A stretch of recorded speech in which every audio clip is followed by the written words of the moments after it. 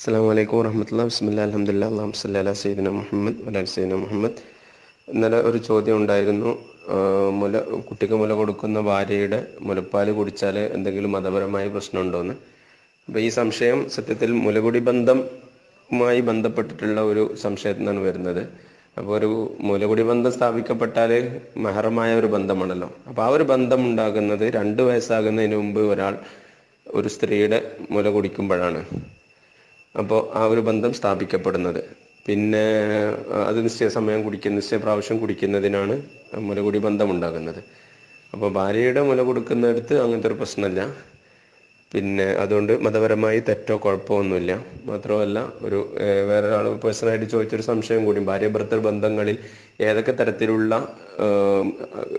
കാര്യങ്ങളാണ് ഹലാലാകുക, എന്താണ് ഹറാമാവുക എന്നുള്ളത്. അപ്പോൾ അവർ പറഞ്ഞു കൊടുത്ത് തന്നെ നബി സല്ലല്ലാഹു അലൈഹി വസല്ലം തങ്ങൾ പ്രത്യേകം പഠിപ്പിച്ച ഈ വിഷയവുമായി ബന്ധപ്പെട്ട് ഇതിൽ മനുഷ്യന് ലജ്ജ ഉണ്ടാകേണ്ട ആവശ്യമില്ല. ഇത്തരം കാര്യങ്ങളൊക്കെ അന്വേഷിക്കുകയും ചോദിക്കുകയും പഠിക്കുകയും ചെയ്യണം. അത് ദീനിന്റെ ഭാഗമാണ്. കിതാബുകളിലും ഹദീത്തുകളിലൊക്കെ വ്യക്തമായി അറിയപ്പെട്ടതാണ്. അപ്പോൾ ഭാര്യ ഭർത്തൃ ബന്ധത്തിലുള്ള സുഖാസ്വാദനങ്ങളിൽ ഏതു തരത്തിലുള്ള സുഖാസ്വാദനങ്ങളും ഹലാലാണ്. 2 കാര്യങ്ങളിലല്ലാതെ. ഒന്ന്, ഹൈദ് നിഫാസ് ഉണ്ടാകുന്ന സമയത്ത് ബന്ധപ്പെടാതെ ഹറാമാണ്. അപ്പോൾ ആ സമയത്ത് ലൈംഗികമായി ബന്ധപ്പെടാൻ പാടില്ല. ലൈംഗികമായി ബന്ധപ്പെടുക എന്ന് പറഞ്ഞാൽ ഒരു ലൈംഗിക ബന്ധം എന്നുള്ളതാണ്. മറ്റുള്ള തരത്തിലുള്ള സുഖാസ്വാദനങ്ങളൊക്കെ ആ ഒരു സമയത്തും പറ്റുന്നതാണ്. ലൈംഗികമായി ബന്ധപ്പെടുന്ന രീതിയിലുള്ള ബന്ധം പാടില്ല എന്നാണ്. അതേപോലെ തന്നെ വേറെ ഒന്ന്, ഈ മനുഷ്യൻ്റെ ഭാഗമുള്ള ഒരു അനൽ സെക്സ് എന്നൊക്കെ പറയുന്ന ഗുഹ്യഭാഗത്തു കൂടെ പിൻദ്വാരത്തിലൂടെയുള്ള സെക്സും ഹറാമാണ്. അപ്പം ഈ രണ്ടുമല്ലാത്ത സല്ലല്ലാഹു അലൈഹി വസല്ലം തങ്ങൾ പ്രത്യേകമായി പറഞ്ഞ ഹദീസിൽ പ്രത്യേകമായി പറഞ്ഞ ഈ കാര്യങ്ങളാണ്. ഇതിനപ്പുറമുള്ള എല്ലാ തരത്തിലുള്ള സുഖാസ്വാദനങ്ങളും ഒരു ഭാര്യ ഭർത്തൃ ബന്ധത്തിൽ ഹലാലാണ്, അത് അനുവദനീയവുമാണ്. അപ്പോൾ അതിൻ്റെ ഭാഗമായിട്ടാണ് ഈ സഹോദരൻ ചോദിച്ച ഈ ചോദ്യവും വരുന്നത്.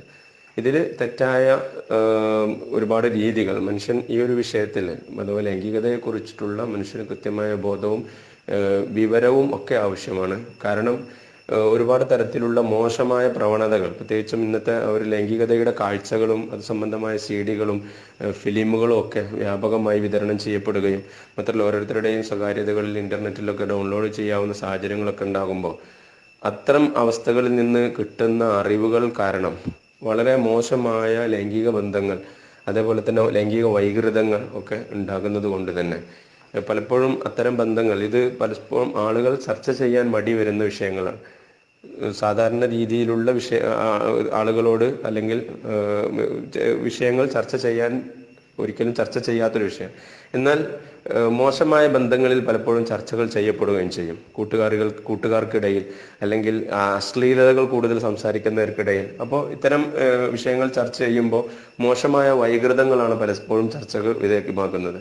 അതുകൊണ്ട് തന്നെ തെറ്റായ ധാരണകൾ കൊണ്ടോ വൈകൃതങ്ങൾ കൊണ്ടുള്ള അറിവുകൾ കൊണ്ടോ പലപ്പോഴും ലൈംഗിക ബന്ധങ്ങൾ ക്രൂരമായ പല തരത്തിലേക്കും എത്തുകയും അത് കുടുംബ ബന്ധങ്ങളുടെ തകർച്ചയെ ബാധിക്കാൻ കാരണമാവുകയും ചെയ്യുന്ന ഒരു യാഥാർത്ഥ്യം നമ്മുടെ മുമ്പിലുണ്ട്. ഇതാരും ചർച്ച ചെയ്യപ്പെടില്ല. അതേപോലെ തന്നെ ലൈംഗികതയെക്കുറിച്ചുള്ള അറിവില്ലായ്മ കൊണ്ട് കുടുംബജീവിതത്തിൻ്റെ ഏറ്റവും പ്രധാന ഘടകമായ ലൈംഗികത നഷ്ടപ്പെട്ടു പോവുകയും പരസ്പരം അങ്ങനത്തെ ഒരു ആണ് പെണ്ണിനെയും പെണ്ണ് ആണിനെയും തൃപ്തിപ്പെടുത്തുന്ന തരത്തിലുള്ള ഒരു ലൈംഗിക ജീവിതം ഇല്ലാതെ പോവുകയും ചെയ്യുന്നു. അപ്പോൾ ഇത് ഒക്കെ കുടുംബ ബന്ധങ്ങളുടെ തകർച്ചയ്ക്ക് കാരണമാകുന്നുണ്ട്. അപ്പോൾ ഇതിനെക്കുറിച്ചുള്ള വ്യക്തമായ അറിവ്, ദീനിയായ മതപരമായ അറിവ് റസൂലുള്ളാഹി സ്വല്ലല്ലാഹു അലൈഹി വസല്ലം തങ്ങൾ തന്നെ ഈ വിഷയത്തിൽ ഒരുപാട് ഉത്ബോധനങ്ങൾ നടത്തിയിട്ടുണ്ട്. അത് അറിയുകയും മനസ്സിലാക്കുകയും